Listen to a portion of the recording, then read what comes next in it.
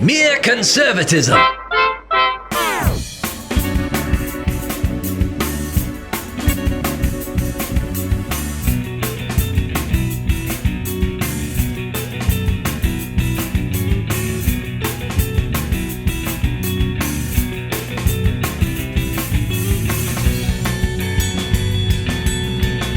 I think it's amazing to see the way the media has turned. Now, and talking about the president. Oh, my goodness. That's one of my favorite things right now. Well, we're going to touch on that among a lot of other stuff right now. But I know you're going already with that. That's David Perry, and I'm Cleve Walker. First of all, David, let me say I'm just glad to see you back in the studio. Yeah. It ain't the same when you're not here. I appreciate that. Yeah, we had a couple of COVID episodes where I was quarantined, and we did it over the phone. But, now I'm invincible. Okay. Because I've had COVID. You're the safest person here to be around. Pretty much, yeah. Antibodies and all. Yeah. So that's good. And it is really good to be back in studio and see you face to face, Cleve. Well, it's good to have you back, David. I've been trying to keep up with everything that's going on. It's to me, there is, and I say this a lot, there's two ways to talk about things that happen. Okay. There's talking about the actual thing that happened, and then you can look at how the media talks about the thing that happened. The alternate version. Because the media and the way that they behave is a story. It's amazing. It's amazing to see how they move goalposts, how they change narrative, how they gaslight, how they say things are that really aren't, or they say things that aren't that really are. Right. They lie constantly. It's really amazing. It is, and we want to touch on that in this broadcast because that's instructive. That's very important for us to understand, especially now they're ready to flip the script by getting Biden in there, and we're going to see a whole new way of how they cover the presidency. And it's already started, they're asking Biden hard questions about his upcoming tenure, like, how's your dog? And that kind of stuff. Exactly. Oh, did you hear about the dog psychic? Yes, I did. The dog psychic that told us all about Joe Biden from the dog's perspective. Yes. A very long article. I can't remember what respected publication put that out, but it's crazy. According to the dog, Joe's a nice guy. Of course, and he cares so much about the country. I'm sorry, I got to stop you right there, David, because I don't know if I can take 4 years of that kind of smarmy foolishness. So I can't. I won't be able to listen to any of that kind of coverage. Well, Cleve, really, Secret Service ought to put the dog down because he tried to kill Joe Biden. There you go. I'm not trying to be glib about this, but broke his foot. That dog is an enemy of the state. Let me ask you a question on that right quick. Do you really think that he broke his foot playing with the dog? I wouldn't be surprised if that's what happened. I think he broke his foot getting out of bed, to be quite honest with you. I think that it was some silly thing that happens, unfortunately, to sometimes elderly people don't. Well, he might have missed a step or something like that. It had nothing to do with the dog, I assure you. All right, enough of that. The center of the universe right now, in so many ways, is your home state of Georgia. I mean, let's face it. It is ground zero. It's important. And Georgia Republican Congressman Doug Collins was on Fox, and he was discussing Georgia's Secretary of State investigating efforts to register ineligible voters for the Senate runoff elections in January. Can you believe that? Well, I do think it's amazing that this is being attempted. But hopefully they'll root it out. For a lot of Republicans, I should say, a lot of Trump people in Georgia, they think that Raffensperger is a turncoat. Oh, and they think yes. Brian Kemp is a turncoat. Oh, yes. Now, I don't think so. Well, before you go on, I think that's unfair. Let's hear from old Doug, because Doug, who dropped out so that Kelly Loeffler would not have any issues. Here's what he had to say about the investigation. There's a lot going on, and you see it from a lot of folks who are not Georgia-based folks. They're coming from Chicago. They're coming from other places. So it is a concern of what we're seeing in registering voters and also requesting of absentee ballots. I'm glad to see the Secretary of State's office is investigating these things. Many of us have been, talking about this for a while. And if anybody's doing anything wrong or illegal here in Georgia, they need to be held accountable. Yeah, so, I believe it's a federal crime to do what some of these people are doing. And this is like you said, this is the center of the political universe right now in the United States.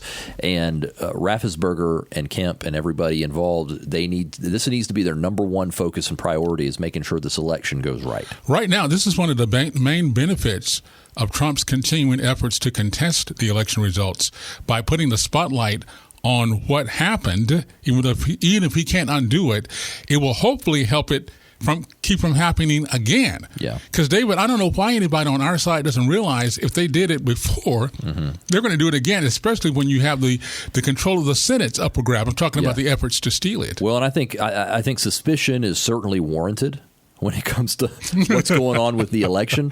And we've said before, you got to prove it, though. Yeah. So whether or not they can prove it, it's normal and it seems logical to be a little suspicious of what has happened. However, I don't know if Trump is completely helping himself here. If it's all about him, then maybe he is helping himself. But I have heard some Republicans, and Trump hasn't exactly said this, but they're saying not to vote. In the Senate, in this Senate runoff, because in protest because of how the election was handled. Trump's not saying that. And Trump has not said that, but Trump has tried to throw Kemp under the bus, and a few other Republican governors who are. What is Kemp supposed to do? Kemp is he's calling for the recounts. He's calling for the audits. He's got to certify the vote. David, in Trump's defense, and it always seems like I'm speaking in Trump's defense, and I don't mean it to sound that way, but I'm trying to look at both sides. In Trump's defense, he wants the Republican governors of these contested states to do what their Democrat counterparts would have done.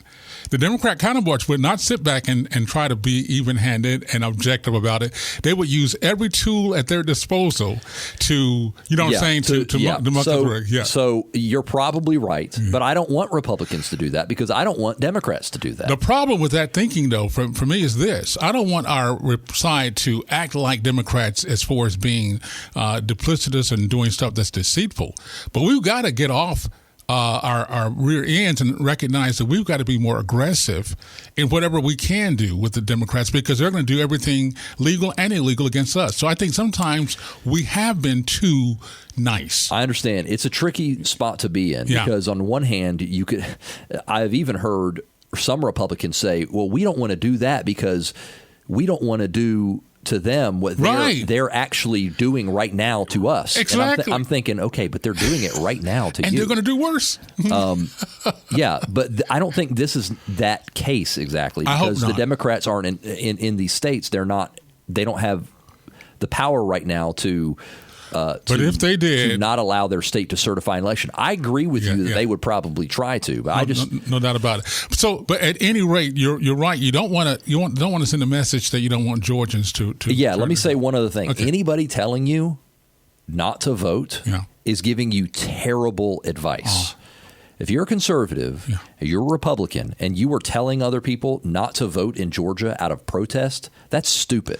It's worse. Stop doing that. It's worse than stupid to me. And, you can use your own words, David, which you always do.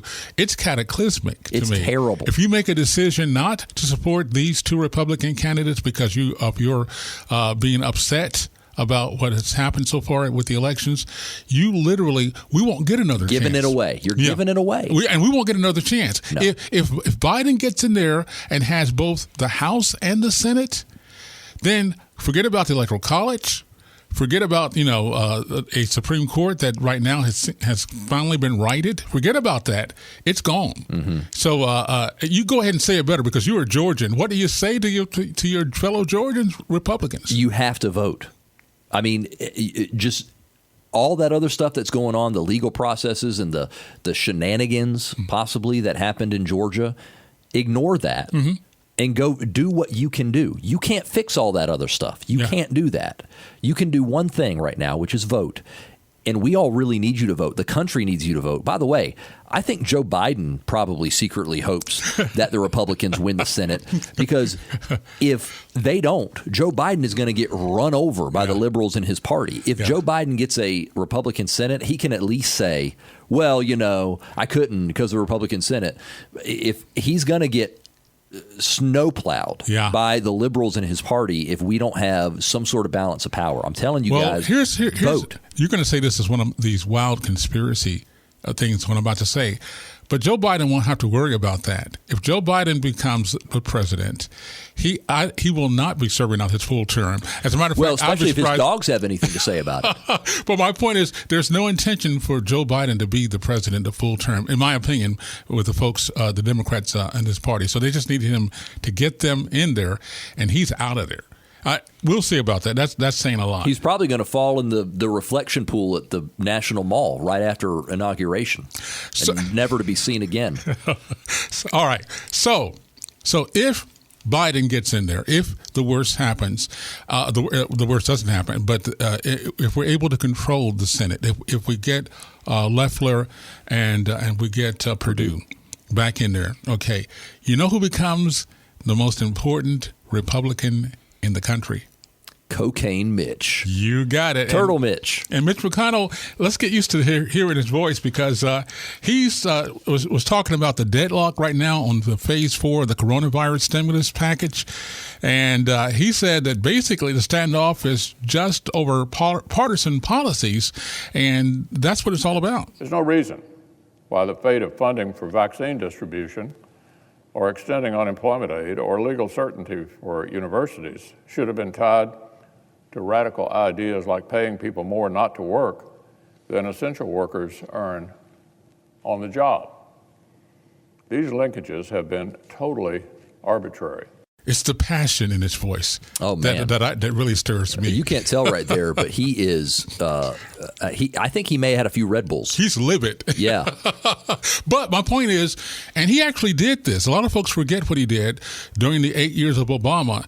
He mounted the best campaign of resistance as far as trying to hinder or slow down some of the stuff they were doing. That he was masterful, and we're going to need him again, big time. Yeah, Mitch knows what he's doing, and he's a procedural expert. We've had our qualms with Mitch, and I still have those, but I do think that it's important that he's the guy at the helm of the Senate. Yeah. I think he knows what to do. He has made a priority these last 4 years of confirming judges, which I think has been huge. I feel like he's got his priorities right as far as seeing a window to do some things that make a big difference, and he's doing them. Right. With a Republican-controlled Senate, Cleve, I really believe that we have a chance to keep really any radical things from happening with the country as far as being enshrined in law, because I really think in 2 years we take the House. You took the words right out of my mouth. And so, yes, Joe Biden is going to have 2 years here where he has a Democrat Congress and a Republican Senate, hopefully. He's not going to be able to get anything radical done. I don't even think he's going to be able to amend the tax cuts or anything like that with Republicans controlling the Senate. And then in 2 years, I think Republicans are going to be able to take the House because the Democrats are a leftist party. And they're not. Yeah. They're not moving. Yeah, and here's the thing that works against them because you got the so-called moderates, which I still don't believe are moderates, but people who don't want to be painted with the liberal label. I mean, with the progressive label, trying to establish a coalition of their own. So the Democrats are still kind of split, and there's going to be some thrashing about, which is a good thing. But I agree with you. I really believe the Republicans take the House in 2 years, and Biden will be able to do some troublesome executive orders if he's in there. And they can be troublesome. Yeah, they can be. And that's just because Obama did it. But again, that makes it easier for then the president behind him to undo that stuff, as Trump was able to do behind Obama. Yeah, Trump did a lot of things, and look for Joe Biden to undo a lot of executive orders that Trump did. Yeah. I mean, it's kind of what we've come to now in this country. The next president comes in and redoes all the executive orders, and then he leaves, and the next guy comes in and cancels all those, and it's a little ridiculous, but. I right now, this is our hope because Cleve, I don't think Trump is going to win these legal challenges. I think there's definitely fraud in this election. Mm-hmm. I don't know if it was at the level that it would take to overturn the election, but I think there's definitely reason for suspicion, and it wasn't good. And all these leftists now that are saying this is the best election, the purest election of all time, which 5 minutes before Election Day, they were saying this is rife with fraud. Trump is going to try to steal it. They were telling Joe Biden not to concede no matter what. I mean, I do think it was bad, but I don't think they're going to be able to prove it, Cleve, unfortunately. Well, I'm going to say I semi-agree with you on that. I'm going to say I actually believe it did mount to the enough cheating that it changed the outcome. I actually believe. But can they prove it? Is the issue? So that's the issue. But the point is, this was not a situation where there was the typical amount of fraudulent activity, which there always is in elections. This was a humongous steal, because I actually believe that if they get away with it, they will have won, even though Trump had a landslide victory. That's what has happened, because 80 million people did not vote for Joe Biden. It's really hard. It's really hard to believe that could have happened. It didn't. Very difficult. It didn't happen. It was manufactured out of the mechanism, whether it was the machines, whatever. So Trump had a landslide, because Trump had much more than he did last time, and a much higher percentage of both minorities and Hispanics. It defies logic that with the numbers that he got, that he would have lost. Yeah. But he got more votes than any Republican presidential candidate since then. So at any rate, but like you said, it has to be proven. And what I'm holding out for, and again, this is mere conservatism. You and I are conservatives, but again, we're also people of faith. That illuminates our conservatism, and I'm just believing for a miracle. Okay, I'm believing that God Almighty will somehow provide a way that this thing will be broken up, come to light in such a way that it will be undeniable. And I don't see it, but then again, that's the way miracles are. You don't really see them coming till they're here. So I'm kind of believing for that. Yeah. Well, in the meantime, assuming that Joe Biden becomes president before he falls into the reflection pool. We need the Senate. We need the Senate to be held by Republicans. It would be really nice to have 52 Republican senators. It's even more important than that, because even if Trump won re-election without any doubt, if the Senate is flipped to the Democrat, Trump can't do anything. You see what I'm saying? Yeah, you're right. I mean, even if that scenario had played out differently, that's how powerful this situation is.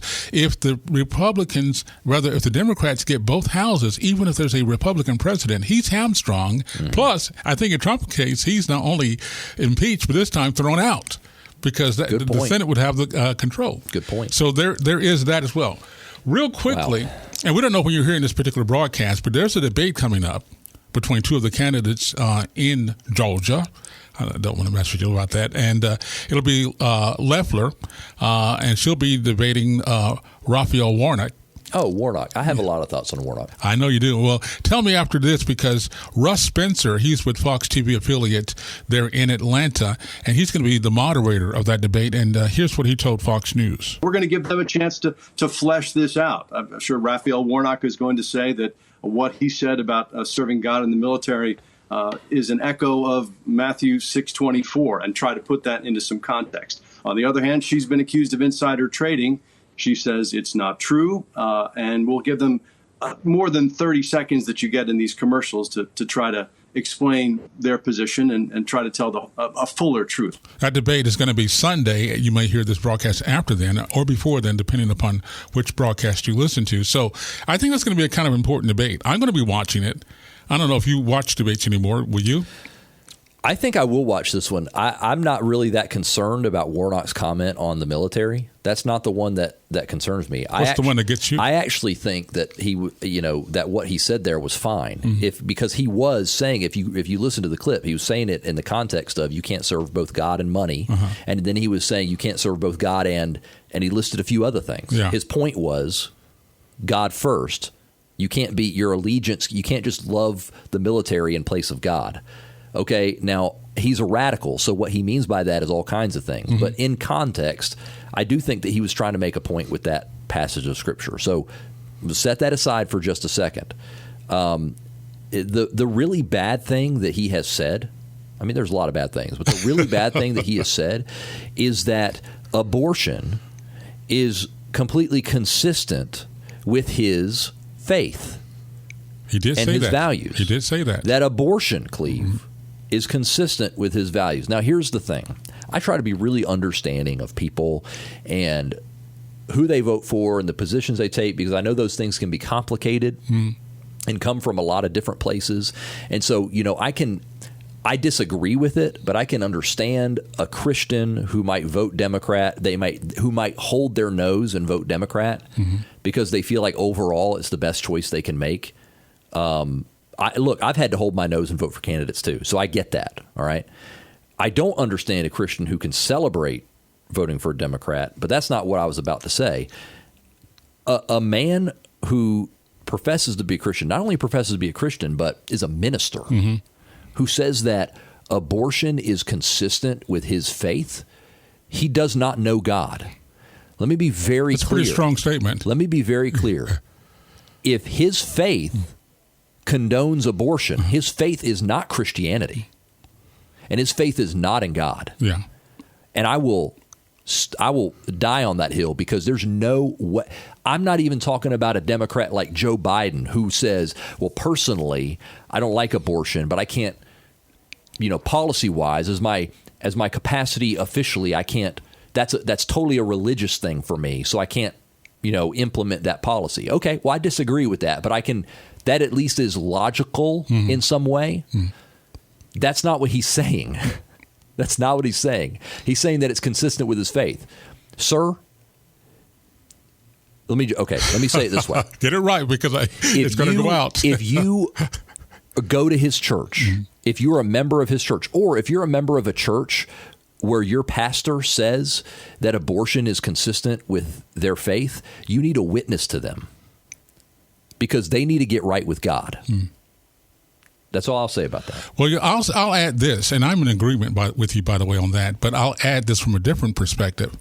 As a black American who is a Christian, I can't help but note the irony of a support for a practice that, by percentage-wise, impacts black babies more than any other population demo in this country. I'm not trying to say the black babies are more significant than those are not, but I'm just saying it's ironic statistically that a black minister would champion a practice that has decimated more black babies and therefore more black people than anything else that has happened. So there's that irony there to me as well. It's like, and this is what Planned Parenthood did in its beginning.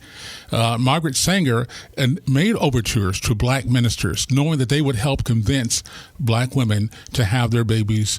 Well, you know what I'm saying. So it's amazing. That's just it for me. Yeah. I agree. And there's a lot of things that Warnock, frankly, there's a lot of things that he says that's inexcusable. Yeah. I mean, he's a radical. I hope Loeffler gets on that, what you just said about abortion. However, that comment is totally inexcusable, and it's just awful. I remember, Cleve, the moment Barack Obama lost me. Oh, really? The moment he lost me, because I didn't vote for Barack Obama. I thought he was pretty far left. Okay. He ran in 2008 on a unity campaign. No red states, no blue states. He said the right things. Right. So when he was elected, I wasn't in despair. I wasn't like I thought to myself, well, let's see how this goes. But he lost me when he stood in front of Planned Parenthood and said, "God bless Planned Parenthood." Oh, yeah. That was the end for me. That was forgot it. I was like, I'm done with this guy. He doesn't get more chances, because I was willing to give him a chance to see how he would be as president. Yeah. When you say something like that, you lose me. Well, he never had me to begin with, and certainly. Well, he didn't have me, but I'm saying I'm trying to give him a chance. Okay, then you go and say that I'm done with you, and it's the same thing with Warnock. Yeah, I'm not, dude. You're just wrong. Well, here's the thing, and I agree with you. There were several things to me about Obama when he bathed the White House in rainbow colors. Yeah, of course, that was much later in his presidency. Yeah, but the point is, there's things he did that just shook me to my core. But I agree. Warnock is a Marxist, as is Reverend Wright, his esteemed mentor. Obama's pastor. Yeah, right. Therefore, Marxism, to be quite honest with you, always works under the guise of whatever affects the masses, which is religion. So it's not about the kingdom of God. It's about using religion and to get the masses to come on board with your program. So that might sound like too judgmental a thing to say about a minister. When somebody starts to use God, somebody starts to use God this way, It especially bothers me. It ought to. I mean, it ought to. Warnock could maybe if he was a banker and he was running as a Democrat and he said that his faith was, it might hit me different. This guy's a minister. This guy is supposedly, he's using God for this. And the Bible says, woe to those who call evil good and good evil. Yeah. You don't want to do that. Yeah. That's bad to do, and he's doing it. And I just, this guy, I'm telling you, Cleve, he is. Well, he's one kind of Democrat who supports abortion, basically working it into his quote-unquote faith. Other Democrats who don't support abortion, by the way, because they're Catholics, say, I can't impose my faith views on others. And so they're saying, I don't like abortion, but I got to support it because it's a right that others, even though I don't agree with it. And like I said, that's one of those things that I vehemently disagree with. But at least that isn't logically inconsistent necessarily. Yeah. I mean, you have to get pretty deep. You can debunk it logically. It's inconsistent in a different way. At least you're saying your faith doesn't condone it. Yeah. I mean, at least you're admitting that your faith doesn't condone such a barbaric act. This guy is saying that it's good, that it's fine, that it's totally consistent with his faith. What is your faith then? Because your faith is not in God, sir. You don't know him. It's not the Christian faith. It may be a faith. Well, David, on that note, we're going to wind this particular broadcast down. Again, you brought some great things to bear. And as a Georgian, I'm so glad you've encouraged Georgians not to vote. By the way, they can still register. If they were not registered to vote for the general, they can register for this election in January. Hey, I hear that you can move down from South Carolina and register. I mean, don't do that. Don't do that. Okay, don't federal do that. crime. Don't do it. He didn't mean that. Okay, where can you hear the broadcast again, David? Apple Podcasts. You can hear it on Facebook as well and on YouTube. All right, I'm Cleve Walker, and that's David Perry. Join us for another edition of Mere Conservatism. Interesting days, and we'll have more to observe coming up. And in the meantime, we're just encouraging you not to panic, not to give up, not to despair, whatever the outcome may be, to stand by on your principles, particularly the principle of faith. That's what it all boils down to. Have a fantastic day until we see you again for another edition of Mere Conservatism.